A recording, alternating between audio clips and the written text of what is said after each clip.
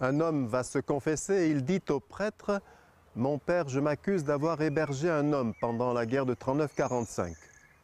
Le prêtre, un peu étonné, lui dit « Je ne vois pas en quoi consiste votre péché. C'est plutôt bien d'avoir hébergé quelqu'un, à moins que ce fût un homme qu'il vous aurait fallu dénoncer à la police. Non, non, c'était un juif. Ben, je ne vois pas pourquoi vous vous accusez de ce péché. Ben, c'est-à-dire, père, je le faisais payer. Ah bien, là aussi, je ne vois pas en quoi consiste votre péché. Vous lui offriez l'hébergement et la sécurité, c'était plutôt normal qu'il vous dédommage s'il le pouvait. Oui, mais oui, je ne vois pas bien pourquoi vous vous accusez de ça, à moins que ce n'était pas dans des conditions décentes. Si je le pense, ben, je ne comprends pas pourquoi vous vous accusez de ce péché. Ben, c'est-à-dire, père, je lui ai toujours pas dit que la guerre était finie. Si le prêtre en confession vous pose des questions, ce n'est pas par curiosité, c'est simplement pour mieux identifier votre péché, pour mieux le cerner, pour mieux vous en libérer. Dans l'histoire de l'Église, on a de ces confessions fulgurantes qui ont retourné complètement les personnes. On pense notamment à Charles de Foucauld dans le bureau de l'abbé Huvelin. Je viens vous poser des questions, Père, au sujet de la religion. Et le Père Huvelin lui dit « Confessez-vous, mettez-vous à genoux et confessez-vous. Je ne suis pas venu pour ça.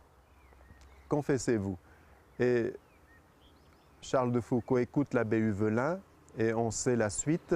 Il dira plus tard à Henri de Castries, en 1901, dans une lettre du 14 août, « Aussitôt que je sus qu'il y avait un Dieu, je ne pus faire autrement que de lui donner toute ma vie.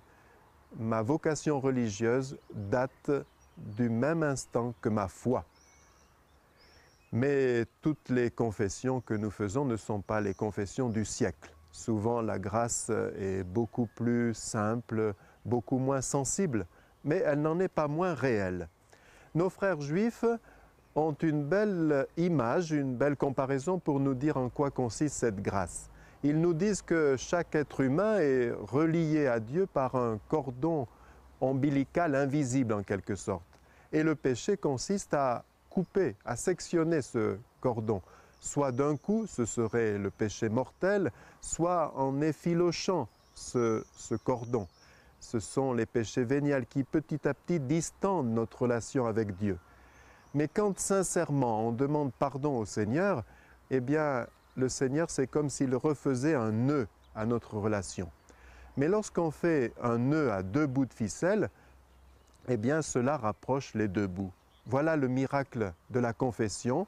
Notre péché reconnu, avoué et pardonné nous rapproche de Dieu. On fait d'ailleurs l'expérience dans toute relation d'amour et d'amitié. Lorsque nous avons la simplicité de demander pardon à l'autre, notre amitié, notre amour s'enfoncent d'un cran, si je puis dire. Prêtres, nous sommes témoins de toutes ces grâces, de quelques-unes en tout cas, et sans trahir de secret de confession, je peux raconter ce fait. Veille de Pâques, je confessais à l'église et la file s'allongeait, la file des pénitents, mais celle qui était près de moi avait quelque chose de lourd à dire et parce que chaque être est unique à ce moment-là, eh bien, j'ai essayé d'écouter jusqu'au bout et puis quand la personne a dit toute sa confession, je lui propose de dire son acte de contrition. Aux enfants, aux jeunes, il nous est difficile de le demander, mais à certaines personnes d'une certaine génération, elles auraient l'impression de ne pas se confesser si elles ne pouvaient pas dire cette prière. Alors elle me dit, bien sûr, acte de contrition, mon Dieu, j'ai un très grand regret de vous avoir offensé, parce que vous êtes infiniment bon, infiniment aimable et que le péché vous déplaît. Je prends la ferme résolution de ne plus vous offenser et de faire pénitence. Mais cette personne a fait un lapsus, et on sait que tous les lapsus sont révélateurs. Elle a dit « je prends la ferme résurrection ». Un confrère m'a dit qu'il avait entendu aussi « je prends la ferme révolution ».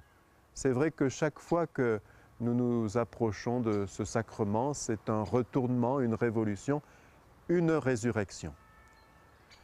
Un homme Pendant la guerre de 39-45, s'était engagé dans la Royale, la marine française, et lorsqu'elle a été coulée dans la rade de Toulon, eh bien, on lui a dit qu'il fallait aller combattre les bolcheviks sur le front russe. Il s'est engagé dans la division Charlemagne, au fond l'équivalent de la Gestapo au niveau français.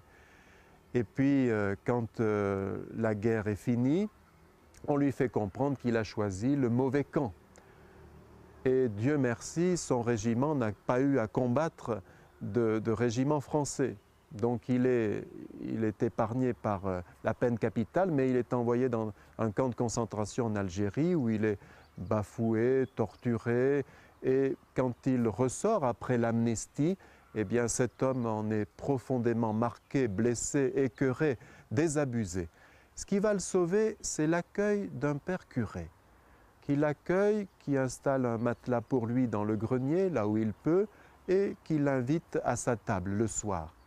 Mais le détail qui va toucher cet homme et lui redonner vie, c'est que le chien de monsieur le curé, ce soir-là, s'approche de lui en remuant la queue, visiblement tout heureux, et dans le cœur de cet homme vient l'idée qu'il intéresse au moins un être vivant. L'amnistie ne lui avait pas donné la vie. Par contre, la confession, l'absolution nous redonne vie, l'absolution nous ressuscite.